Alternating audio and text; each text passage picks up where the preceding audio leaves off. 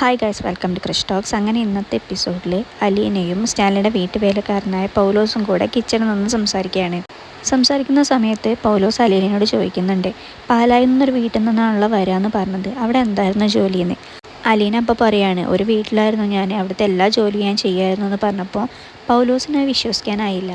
എന്നിട്ട് അയാൾ ചോദിക്കുന്നുണ്ട്, മോളെ ഇവിടെ കൊണ്ടുവിട്ടത് ആരാന്ന്. അപ്പം അലീന പറയാണ്, എന്നെ ഇവിടെ കൊണ്ടുവിട്ടത് എൻ്റെ അച്ഛനാണ്, ഇവിടെ ഉള്ളത് എൻ്റെ പപ്പയോ ആണെന്ന്.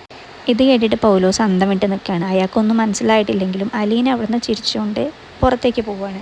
അത് കഴിഞ്ഞ് അലീന പോകുന്നത് സ്റ്റാൻലിയുടെ റൂമിലോട്ടാണ്. റൂമിൻ്റെ വാതിൽ തുറന്നപ്പോൾ തന്നെ അവൾ കാണുന്നത് അവിടെ മദ്യപിച്ചുകൊണ്ടിരിക്കുന്ന സ്റ്റാൻലിയാണ്. ഇത് കണ്ടപ്പം അവൾ പെട്ടെന്ന് വാതിലടച്ച് തിരിച്ചു നടന്നിട്ടുണ്ട്. താൻ മദ്യപിക്കുന്നത് അലീന കണ്ടു എന്നറിഞ്ഞ സ്റ്റാൻലി പുറത്തേക്ക് ഇറങ്ങിയിട്ട് ആൻ്റപ്പനെ വിളിക്കുക.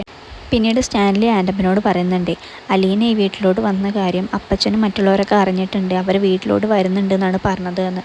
അപ്പച്ചൻ പറഞ്ഞേക്കുന്നത് അലീനയെ എങ്ങനെയെങ്കിലും അവിടെ വന്നിട്ട് നാട് കടത്തണം എന്നാണ്, അവളെ കൂടെ നിർത്തേണ്ട കാര്യമില്ലെന്നൊക്കെയാണ് അപ്പച്ചൻ പറഞ്ഞത് എന്ന്. എന്നിട്ട് സ്റ്റാൻലി ആൻ്റപ്പനോട് പറയുന്നുണ്ട്, ഒരിക്കൽ തോറ്റു കൊടുത്തിട്ടുണ്ടെങ്കിൽ നമുക്ക് പിന്നെ ഒരിക്കലും ജയിക്കാൻ പറ്റില്ല എന്ന്. അപ്പോൾ ആൻ്റപ്പനും അത് ശരി വെച്ചിട്ട് അതേ സാബ് ഒരിക്കലും തോറ്റു കൊടുക്കരുത് എന്ന് പറയുകയാണ്. അപ്പോൾ സ്റ്റാൻലി ഇങ്ങനെ ചിന്തിച്ചുകൊണ്ടിരിക്കുകയാണ്. അത് കഴിഞ്ഞിട്ട് പിന്നീട് അയാൾ ചെല്ലുന്നത് അലീനയുടെ റൂമിലോട്ടാണ്. അലീനയെ കണ്ടിട്ട് സ്റ്റാൻലി ആ വീട്ടിനെക്കുറിച്ചും വീട്ടിലെ സൗകര്യങ്ങളെക്കുറിച്ചൊക്കെ ചോദിക്കുകയാണ്. അലീനയ്ക്കുള്ള ഡ്രസ്സും മറ്റു സാധനങ്ങളൊക്കെ കബോർഡിൽ വാങ്ങി വെച്ചിട്ടുണ്ടെന്ന് പറയുമ്പോൾ അലീന തമാശ രൂപേണ പറയാണ്, ആ വസ്ത്രങ്ങളൊക്കെ എനിക്ക് 10-20 വർഷം കഴിഞ്ഞിട്ട് ഇടാം, അപ്പോഴത്തേക്ക് അത് പാകാവുള്ളൂ എന്ന്. അപ്പോൾ സ്റ്റാൻലി അതൊന്നും പാകമില്ലെങ്കിൽ ആൻ്റപ്പൻ്റെ കയ്യിൽ കൊടുത്തിട്ട് നമുക്കതൊക്കെ മാറ്റി വാങ്ങിക്കാമെന്ന് പറയാം. പിന്നീട് സ്റ്റാൻലി മദ്യം കഴിച്ചതിനെക്കുറിച്ചൊക്കെ അലീനയോട് സംസാരിക്കുകയാണ്. ഞാൻ മദ്യം കഴിക്കും, അതിനെനിക്ക് നേരവും കാലമൊന്നുമില്ല, ഭക്ഷണത്തിന് എരിവും ഉപ്പ് എങ്ങനെയാണോ അതുപോലെ തന്നെയാണ് എനിക്ക് മദ്യം, പിന്നെ അതിലാരും ഇടപെടുന്നത് എനിക്ക് ഇഷ്ടമല്ലെന്ന് പറയുകയാണ്. അപ്പോൾ അലീന പറയുന്നുണ്ട്, ഇതൊക്കെ എന്തിനാ എന്നോട് പറയുന്നത്, ഇതിലൊന്നും ഇടപെടണ്ടെന്ന് പറഞ്ഞാൽ തന്നെ എനിക്കെല്ലാം മനസ്സിലാവുമെന്ന്. എനിക്കാകെ ഒരു പരിഭവമേ ഉള്ളൂ, സ്നേഹം പുറത്ത് കാണിക്കാത്തതിൻ്റെ എന്ന് പറയുകയാണ് അലീന. അത് കഴിഞ്ഞിട്ട് പിന്നീട് കാണിക്കുന്നത് വൈജയന്തിയാണ്. സമയം 8:30 ആയിട്ടും ബാലചന്ദ്രൻ എന്താ വരാതെ, അയാൾ എവിടെ പോയി കിടക്കാമെന്ന് പുച്ഛത്തോടെ അയാൾ മക്കളോട് ചോദിക്കുന്നുണ്ട്.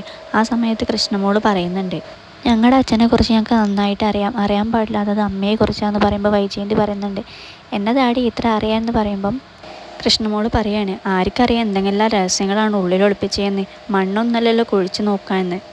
ഇത് കേൾക്കുമ്പോൾ വൈജയന്തിൻ്റെ മുഖത്ത് ഭയങ്കരമായിട്ടുള്ള പേടിയും ടെൻഷനൊക്കെയാണ് കാണുന്നത്. മുന്നത്തെ എപ്പിസോഡിൽ വൈജയന്തി ബാലചന്ദ്രൻ്റെ ഇടപാടുകളൊക്കെ നോക്കിയിട്ട് പറയുന്നുണ്ട്, ഇതിന് വേണ്ടിയിട്ടാണ്, ഇതൊക്കെ അറിയാൻ വേണ്ടിയിട്ടാണ് ഞാൻ ഇങ്ങോട്ട് വന്നത് തന്നെയെന്ന്. എന്ത് കാര്യത്തിനാണ് 15 ലക്ഷത്തിൻ്റെ സ്വർണവും 17,000 രൂപയുടെ ഡ്രസ്സും മറ്റു സാധനങ്ങളൊക്കെ അവൾക്ക് വാങ്ങിയിട്ട് അയച്ചതെന്ന് പറയുകയാണ്.